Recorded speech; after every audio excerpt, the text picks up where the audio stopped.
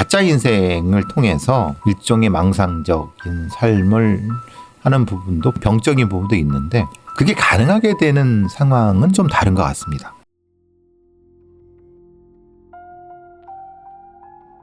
그날은 아침부터 비가 추적추적 내렸습니다. 6월 25일 아침, 6살 성은이는 노란 비옷과 빨간 운동화 그리고 자기 이름이 적힌 우산을 들고 유치원으로 향했습니다.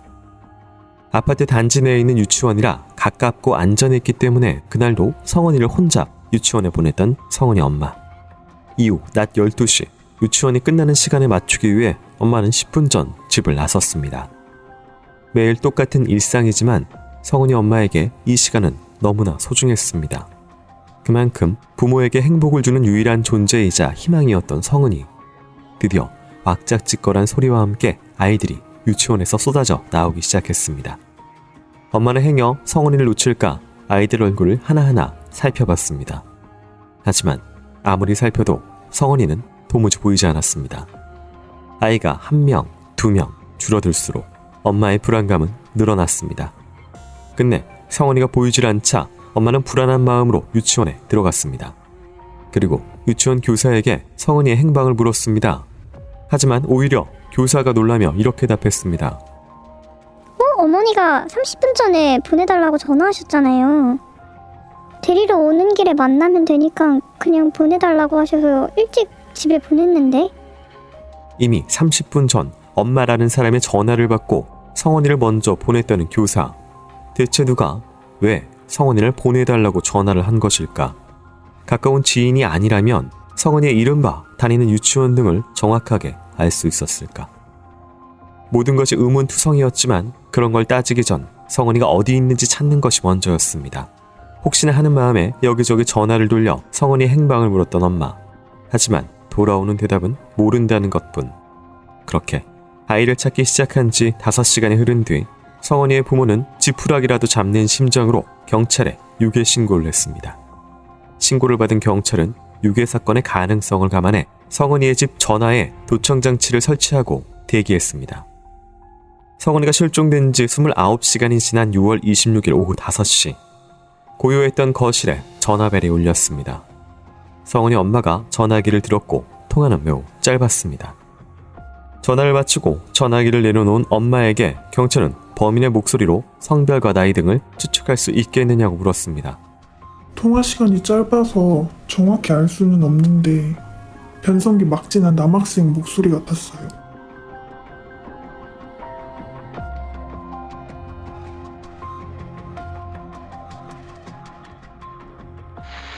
오늘 준비한 사건은 1990년 6월 서울 송파구에서 발생한 유치원생 유괴 사건입니다. 드러나는 진실에서 굉장히 많은 충격들을 당시에 줬던 사건이고 지금은 좀 많은 분들께서 모르긴 하지만 당시에는 굉장히 또 유명했던 사건입니다. 피해자 이름은 가명입니다. 이제 아이를 유괴해간 상황이 예를 들어서 노상에서 데려가거나 여러 가지 방법이 있는데 전화를 통해서 엄마인데 30분 일찍 보내달라 그러놓고 데려갔다 어떤 여자가 굉장히 좀 특이하네요. 그 시대 네. 미국에서도 80대 90년대 이런 류의 유괴는 자주 일어났기 때문에 네. 요새는 유괴는 별로 안 일어나잖아요. 네. 왜냐? 유괴라는 것이 재산범죄, 돈을 목적으로 한 거죠. 그거 말고 그러니까 유괴는 드리는 품에 비해서 사실 얻을 수 있는 게 그렇게 많지가 않아요. 네. 그리고 혼자 하기 힘들고 이 유괴된 상황에서는 전형적인 유괴범죄의 특성을 가지고 있다. 다만 공범 여부는 좀 애매하다. 왜냐? 이것은 이제 어떤 지나가다가 차에 태워서 이렇게 강제로 납치하거나 이런 형태보다는 미리 내보내달라 해서 나오게 해서 데려가는 이런 형태. 그러니까 애 엄마인 것처럼. 사실 근데 주천 선생들이 애 엄마의 목소리를 알 것 같지만 그 여럿인 걸 어떻게 알겠습니까? 네. 그냥 그러면 그런다 보다. 아니면 거기에 일하는 분이라고 얘기하면 또 그럴 수 있으니까. 네. 그런 상황. 그리고 당시는 휴대폰이 없었습니다. 네. 그러니까 이제 확인할 수 없어요. 그러니까 즉각적으로 확인할 수 없어요. 만약에 지금 같은 상황이라면 보면 이 번호 아닌데? 이러면 되잖아요. 네. 그때는 그게 아니었거든요. 네. 충분히 개연성 있는 상황이죠.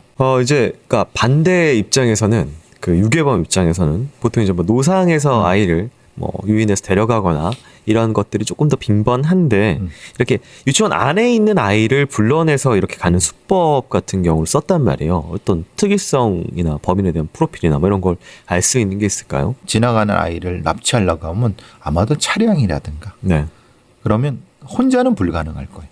만약에 이 범인이 공범들이 있는 것이 아니라 혼자라고 하면 이 수법 썼을 거예요. 그리고 또한 이 물리적으로 네. 힘이 좀 약한 지나가는 아이를 태우려고 하면 힘이 있는 남자여야 되는데 이 상태는 그냥 아이가 나오고 너 저기 엄마 기다린다 이렇게 이런 형태라고 하면은 단독범 여성 뭐 이렇게도 분명히 추정할 수 있는 부분인 거죠. 다음 날 이제 전화가 집에 걸려왔었는데 이게 어머니의 이야기는 뭘 통화는 1분 안쪽으로 짧았다고 하지만 변성기를 지난 남자의 목소리다. 그러니까 나이대와 성별 정도를 얘기를 하는데 이 나이대와 성별이 굉장히 10대 후반이 어떤 유괴범죄를 하는 경우를 좀 잘 못 본 것 같아서. 그러니까요. 목소리 변조시키는 거야. 뭐 크게 어렵겠습니까? 뭐 기계도 있겠고 아니면은 범인이 일부러 목소리를 바꿨을 수도 바꿨을 있다. 수도 있는 거고 네. 또 짧은 거 누군가를 이제 시켰을 수 있는 건데 네. 이건 명확치 가는 것 같아요. 변성기 지난 남자 고등학생 남자아이 글쎄 이거는 모르겠어요. 왜냐하면은 이걸 정확히 이 애 엄마가 알 수 있을까요? 그걸 구분할 수 있을까요? 그러니까 예를 들면 이상했던 점은 10대 남자애가 전화를 했다면 데려간 애도 씨가 또래가 같이 이렇게 범죄를 했을 그런 그룹의 나이인데 그렇죠. 아줌마 나이와 10대 학생의 어떤 조합으로 2인조 유괴 납치가 좀 이상한 그러니까요. 그림이어서 전화를 한 건 여성이고 네. 아줌마고 직접 돈을 요구한 거는 그거보다 훨씬 어린 남자다. 예. 그런 형태의 공범 조합은 좀 이상한데 그냥 목소리만 녹음했다. 아니면 그걸 이렇게 읽게 했다. 이거 이렇게도 될 것 같은데? 네. 이 성원이 누가 데려갔는지 그리고 과연 괜찮은 건지 이후 수사 내용 한번 살펴보도록 하겠습니다.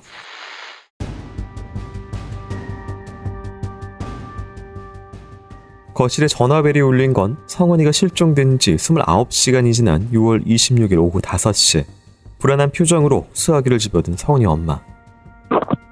성원이를 데리고 있으니 신고하지 말고 지금 내가 부르는 조흥은행 계좌로 5천만 원 송금하세요. 은행 계좌 번호를 알려준 남성은 1분 만에 전화를 끊었습니다. 너무 짧은 통화라 범인이 10대 후반으로 추정되는 남성이라는 것 외에는 알 수 있는 게 없었습니다. 짧은 통화에서인지 발신지 추적도 쉽지 않았습니다. 밝혀낸 단서는 서울 지역 공중전화라는 사실뿐. 유일한 희망은 돈만 주면 성원이를 보내준다는 범인의 약속이었습니다. 그렇게 10여 분 동안 가족들과 경찰이 어떻게 해야 할지를 고민하고 있던 그때 다시 울리는 전화벨. 아까 전화를 건 남자였습니다. 조흥은행 계좌 기억하죠? 그리고 예금주는 이성준입니다. 유괴범의 전화가 걸려오면서 경찰은 바빠지기 시작했습니다.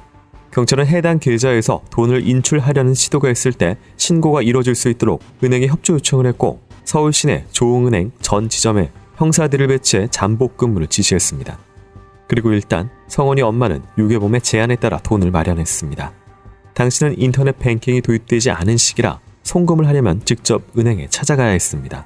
다음 날인 6월 27일 아침 성원이 엄마는 가까운 은행으로 가서 범인이 불러준 계좌로 일단 500만 원을 입금한 후 집으로 돌아왔습니다. 그날 오후 5시 15분 범인에게서 다시 전화가 걸려왔습니다. 500만 원만 입금됐던데 나머지 돈을 빨리 붙이세요. 만약에 경찰에 신고하면 성원이도 죽고 나도 죽습니다. 부디 성은이의 목소리만이라도 들려달라는 엄마의 간절한 호소는 철저하게 무시당했고 성은이의 부모는 성은이 안전을 위해 6월 27일과 28일 이틀에 걸쳐 총 3천만 원을 입금했습니다. 그리고 하루가 지난 6월 29일 오후 2시 40분 드디어 범인이 계좌에서 인출을 시도했습니다. 하지만 액수는 고작 30만 원, 소위 말하는 범인의 입질이었습니다. 그리고 2시간이 흐른 오후 4시 13분 범인이 처음 인출을 시도했던 지점과 다른 지점에서 출금이 시작됐고 인근에 배치되어 있던 형사들이 출동했습니다. 바로 뛰어갔죠. 근데 거기서 출금하고 나오는 사람하고 딱 마주쳤는데 이 체격이 작고 아담한 게 딱 봐도 여자더라고. 범인임을 직감해 추적에 나선 형사는 범인을 따라 을지로 입구역으로 쫓아 내려갔습니다. 인파들 사이로 도망치는 범인과 쫓는 형사, 그리고 드디어 계단에서 범인을 잡았습니다. 범인의 얼굴을 보니 범인은 20대 초반으로 보이는 여자. 그런데 그녀가 갑자기 이런 말을 했습니다. 공범이 있어요. 지금 이화여대 강당에서 기다리고 있어. 지금 안 가면 성훈이를 해칠 거예요. 그 말에 다급해진 경찰은 그녀를 앞세워 공범이 기다리고 있다는 이화여대로 갔지만 끝내 공범은 나타나지 않았습니다. 그러자 그녀는 접선 장소를 서울역 지하철로 바꿨습니다. 그녀의 말에 경찰은 공범을 유인하기 위해 범인을 데리고 서울역에서 잠복에 들어갔습니다. 공범이 나타나는지 확인하기 위해 주위를 살피던 형사들. 긴장의 시간이 점점 길어지던 그때 플랫폼으로 지하철이 들어오기 시작했습니다. 이번 열차에서 공범이 내릴까? 기다리는 그 찰나의 순간 갑자기 범인이 들어오는 열차를 향해 선로로 몸을 던졌습니다. 당시 서울역 지하철에는 스크린도어가 없었어요. 범인은 형사들을 밀쳐내고 들어오는 지하철로 그대로 뛰어들었습니다. 그녀의 갑작스러운 자살 시도. 그녀는 왜 이런 행동을 한 것일까? 베일에 가린 공범은 누구이며 성훈이는 괜찮은 걸까? 답은 선로에 뛰어든 그녀만 알고 있었습니다. 열차는 급정거했고 형사들은 선로로 뛰어내렸습니다.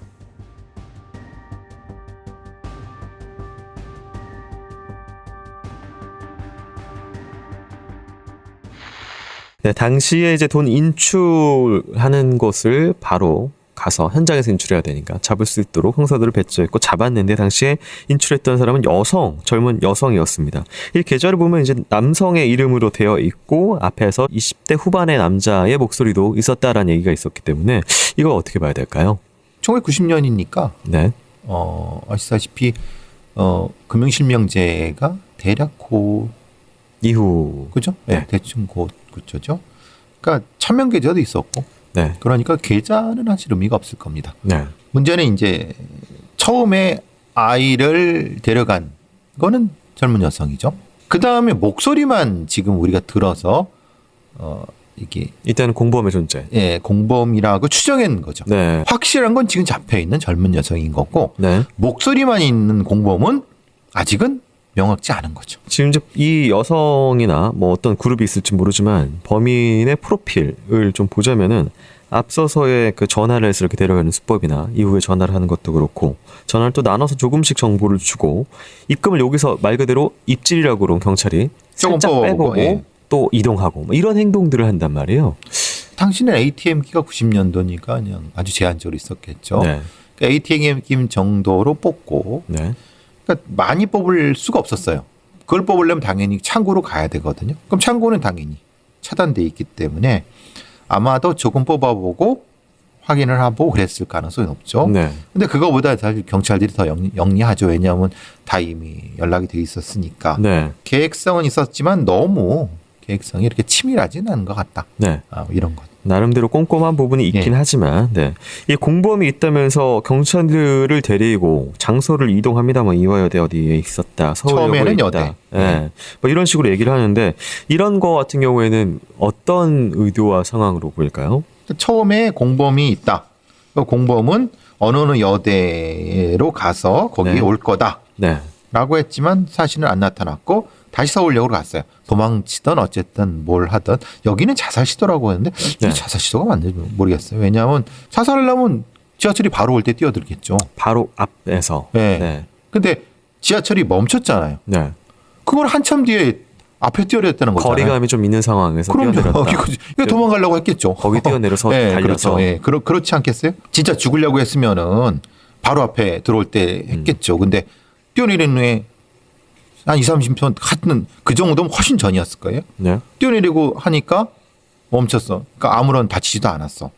그럼 이건 도망치려고 했을 수 있다는 거로 보는 게 맞는 것이 아닐까. 이 범인이 실제로는 공범이라고 하지 사실 혼자 범인이거나 그래서 도망가기 위해서 여러 판을 흔들려고 공범이 있다고 속이고 왔다 갔다 했을 도망칠 가능성. 기회를 봤다. 그렇죠. 그게 맞는 것 같아요. 네. 수사가 시작되면서 경찰은 또 하나의 놀라운 사실을 발견했는데요. 수사 내용 이어서 살펴보도록 하겠습니다.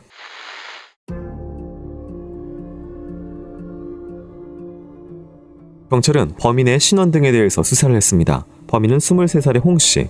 그녀에게 빚이나 금전 문제가 있는 건지 조사하던 경찰 앞에 그녀의 부모가 나타나 우리 딸이 그럴 리가 없다며 항변했습니다. 그녀는 경기도 부천에 제법 잘 사는 집안에서 태어나 남부럽지 않게 자랐고 좋은 대학에 들어가 지금은 방송국에서 기자로 근무하는 중이라는 것입니다. 실제 그녀의 부모는 경제 형편이 좋았고 그녀가 다녔다던 명문대의 동문들도 그녀가 성실한 학생이라고 했습니다. 그런데 경찰들이 하나하나 사실관계를 확인하자 놀라운 진실이 드러났습니다. 그녀가 나왔다고 주장하는 명문대, 좋은 직장 모두 가짜였던 것입니다. 그녀는 모 여대에 다녔다고 주장했고 졸업 사진까지 찍었지만 확인 결과 그녀는 그 학교에 입학한 적이 없었습니다. 학교 행사도 참여하고 졸업식에 남자친구도 불러서 졸업 사진까지 찍었습니다. 그만큼 자기 거짓말을 완벽하게 현실화시킨 거죠. 그녀의 인생은 그녀가 대학 입시를 실패하면서부터 꼬이기 시작했습니다.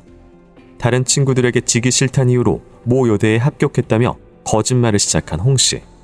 그녀는 그 거짓말을 들키지 않기 위해 합격 통지서와 등록금 고지서, 학생증까지 조작했습니다. 부모에게 받은 등록금을 유흥비로 쓰며 그녀는 실제 학생인 양 모 여대에 4년 내내 다니며 강의를 듣고 행사에 참여했습니다. 당시는 전산화가 완전하지 않은 시대였기 때문에 이런 가짜 학생 행세가 가능했습니다. 4년 뒤 학교를 졸업할 시기가 다가오자 홍씨 앞에 놓인 취업이라는 새로운 문제. 이제는 진실을 털어놓아야 할 그때 그녀는 한 번 더 거짓말을 했습니다. 부모와 주변인들에게 모 방송국 기자로 취직했다고 거짓말을 한 그녀. 그녀의 거짓 인생은 계속됐습니다. 하지만 꼬리가 길어지며 문제가 점점 불어났습니다. 가짜 학생 시절에는 등록금을 유흥비로 썼지만 가짜 취직한 경우에는 오히려 집에 월급을 가져다 줘야 했죠. 그래서 이 홍씨 같은 경우는 경제적으로 궁핍했던 것으로 조사가 됐습니다. 점점 경제적인 문제가 심각해졌던 그녀. 홍씨는 이번에도 진실을 밝히기보단 문제를 넘어갈 수 있는 다른 방법을 생각해냈습니다. 바로 결혼. 결혼을 하면서 자연스럽게 퇴사를 하면 모든 것이 좋아질 것이라고 생각했다는 홍씨. 하지만 남자친구의 부모님이 결혼을 반대하며 계획이 틀어졌고 급기야 그녀가 명문여대 출신이 아니라는 소문이 남자친구의 귀에까지 들어가게 됐습니다. 그렇게 둘의 사이가 점점 멀어지자 홍씨는 남자친구의 애정을 돌리기 위해서 돈이 필요하다고 생각했습니다. 남자친구를 사랑했기에 범행까지 저질렀다는 홍씨. 그런데 그녀는 경찰 조사 도중 이런 말을 했습니다. 제 남자친구가 공범이에요. 그 남자랑 같이 범행을 했다고요. 남자친구랑 친한 그 여자 때문에 제가 이런 범행을 저지른 거라고요. 이걸 세상에 알려야 돼요. 하지만 조사 결과 홍씨의 주장은 모두 거짓이었습니다. 남자친구는 공범이 아니었고 남자친구와 친한 여성에게 질투를 느꼈던 홍씨가 그녀에게 책임을 전가하는 등 이상한 진술을 쏟아낸 것입니다.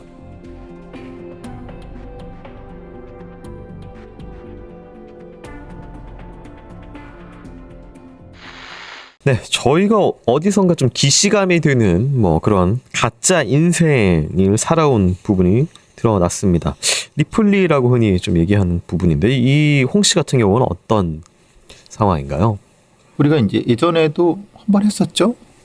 카이스트 결혼을 예. 수의사도 있었고, 예, 카이스트의 네. 교수가 아버지인 그 딸이 네, 의대 의국에 옷 입고 들어가서 서울대 네. 산부인과 그런 경우도 있었고 네. 이런 형태의 가짜 인생을 통해서 이제 자신의 삶에서 이런 어떤 일종의 망상적인 삶을 하는 부분도 분명히 병적인 부분도 있는데 그게 가능하게 되는 상황은 좀 다른 것 같습니다. 80년대, 90년대에는 네. 당연히 전산화가 안 돼 있는 거였고 제가 87학번인데 그때 가짜 대학생들이 이렇게 많았습니다. 말하자면 그냥 와서 학과에 모임에 와서 뒤풀이도 하고 막 MT도 가고 그래요. 네. 실제로 그래요. 근데 그거를 과사무실 직원들도 몰라요. 왜냐하면 전산화가 안 돼 있기 때문에 네. 가능할 시대였어요. 네. 그러니까 가짜 행세하기도 쉬웠고 가짜 학생증을 만들어 갖고 가짜처럼 해도 솔직히 졸업사진까지 같이 찍어서 졸업 앨범까지 같이 있는 경우도 많았어요. 네. 네. 이런 행세가 너무 쉬웠고 그게 어떻게 선망의 대상이 된 상태에서 같이 생활을 하면서 있었는데 근데 또 직장을 가다 보니까 직장도 실제로 이렇게 위조해서 살았던 게 한둘이 아니었던 시대. 그 시대에 이런 류의 범죄가 나왔어. 그러니까 이제 사실 이것만 가지고 범죄라고 볼 수는 없다. 왜냐하면 그냥 딱히 등쳐먹고 산 것도 아니고 부모 등쳐먹고 산 건데 뭘 속이기나 한 거냐. 부모 속인 건데 이게 무슨 불효자이긴 범죄냐. 하지만 범죄는 아니다. 아니다. 네. 여기까지는 사실은 여럿 있었으니까. 네. 근데 문제는 그 다음에는 남자친구의 부모한테 이제 이런 얘기를 하다 보니까 결국은 속이게 되고 돈을 구해야 되겠다는 부터 이제 네. 범죄 영역으로 들어가게 되는. 그러니까 지금은 이해 못 하시겠지만 80대 90년대에는 이런 가짜 대학생 기사가 아니면 가짜 이런 기사가 상당히 많았습니다. 2000년대에 유일하게 좀 알려진 대학교 엑스맨이라고 알려진 그 사람이 네, 그렇죠. 있었죠. 네, 그때도. 근데 그때는 좀 희귀했던 거는 네. 이미 그때는 대부분 전산화가 끝났을 때거든요. 네. 근데 그게 어떻게 가능했나. 그래서 사실은 의아했던 거죠. 그래서 그 엑스맨 같은 경우는 학기 초만 노리고 돌아다니다가 사라지는 그렇죠. 네. 되는 그런 거죠. 행동을 했었죠.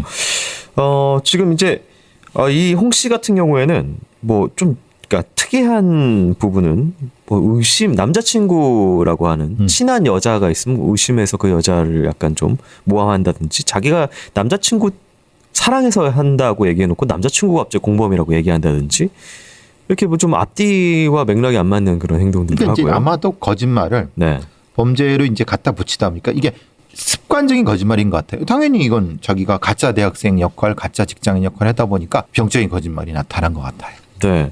이게 항상 좀 많은 분들께서 의아해하는 부분입니다. 니플리 증후군 관련된 항상 이게 넘지 말아야 될 선을 넘으면서 발각이 되는 경우들이 많아요. 그러니까 그 전까지는 사실 주변에서도 잘 모르고 있었다라는 것이 어떻게 이렇게 저를 깜짝같이 속이냐라고 항상 사람들이 나중에 물어보거든요. 속인다기보다는 속아준 거죠. 그 속은 사람들도 이게 후광 효과에 넘어가는 경우가 많죠. 네. 그러니까 리플리 증후군은 직접 사람과 사람을 만나면은 속는 경우는 드물어요. 근데 그가 가지고 있는 배경이 네.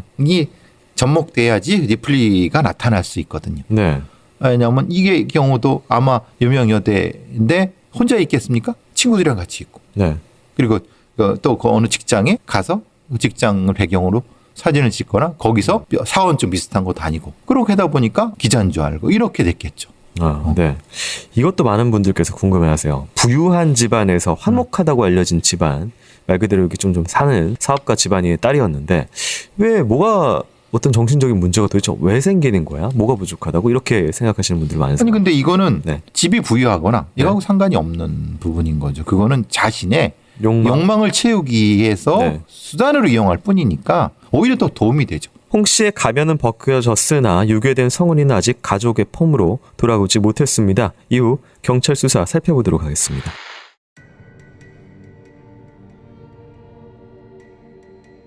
범인 홍 씨는 지하철 선로에 투신했으나 목숨에는 지장이 없었습니다. 그녀는 병원 침상에 누워 입을 꾹 다문 채 이 말만 반복했습니다. 그냥 사형시켜주세요. 그냥 사형시켜달라고요.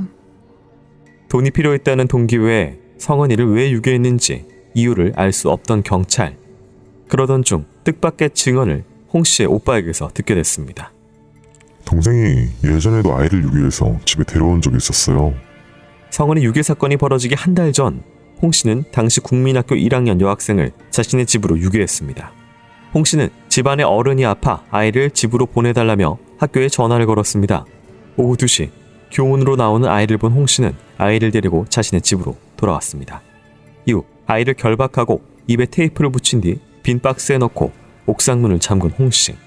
하지만 그녀의 범행은 이내 홍 씨의 아버지에게 발각이 됐고 결국 아이를 집에 돌려보내줬습니다. 홍 씨는 자신의 범행이 발각될까봐 아이에게는 자기가 유괴범으로부터 구해준 것처럼 부모에게 말하라 라고 시켰습니다. 당시 그 아이를 선택해 유괴한 이유에 대해 홍 씨는 이렇게 답했습니다.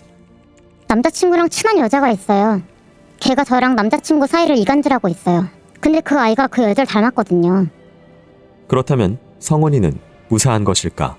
성은이의 부모는 아이가 어디 있는지 알려달라고 눈물로 호소했습니다. 끝까지 입을 다물던 홍 씨는 심경의 변화가 있었는지 마침내 성은이의 행방에 대해 입을 열었습니다. 모 여자대학교 음대 건물 6층 물탱크 뒤에 성은이를 숨겼다는 홍씨. 범행 장소로 찾아가는 동안 살아만 있어달라고 간절하게 기도했건만 엄마 아빠의 소망은 현장에서 가혹하게 무너져 내렸습니다. 성은 양은 홍 씨가 부모에게 전화를 걸어서 몸값을 요구하던 그때 이미 살해된 뒤였습니다. 홍 씨는 이후 범행 장소에 다시 와서 사체를 물탱크 뒤에 은니까지 했습니다. 홍 씨는 성은이를 어떻게 알고 유괴했던 것일까? 그녀는 범행 당일 미리 모 여대의 음대 건물 물탱크에 노끈과 헝겊, 손수건 등을 감춰두고 내려왔습니다. 이후 범행 대상을 물색하며 올림픽공원 인근 아파트 단지를 돌아다니다가 단지 내에 있는 유치원을 발견한 홍 씨. 마침 우산통에 꽂혀있는 우산 중 아이의 이름이 선명하게 보이는 우산을 본 그녀는 유치원에 엄마인 척 전화를 걸어 아이를 집에 먼저 보내달라고 했습니다. 이내 유치원 밖으로 나온 성은이를 유인해 집 전화번호와 부모 등 필요한 정보를 얻은 뒤 성은이를 모 여대 음대로 데려간 홍 씨. 그녀는 성은이를 데리고 6층으로 올라갔는데 성은이가 두려워 울어대자 범행이 탄로날까 두려워 손으로 목을 졸라 살해했다고 했습니다. 이후 건물을 빠져나온 홍 씨는 성은이의 집으로 전화를 걸었습니다. 그리고 아이가 살아있는 것처럼 성은이의 부모에게 돈을 요구했던 것입니다.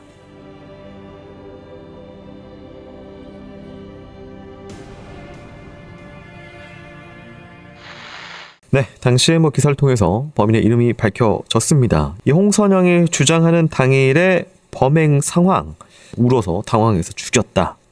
손으로 이제 엑살로 이제 드러났는데 어떻게 보실까요? 혼자 단독 범일 가능성이 높습니다. 네, 그럼 그 이전에 한 달 전에 데리고 왔던 유괴 부분이 네, 지금도 연결이 된 거겠죠.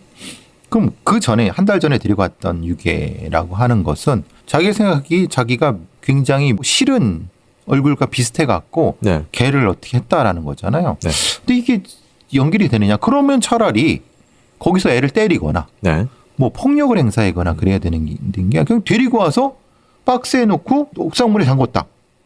이게 그럼 무슨 행위죠? 죽이는 행위인가요?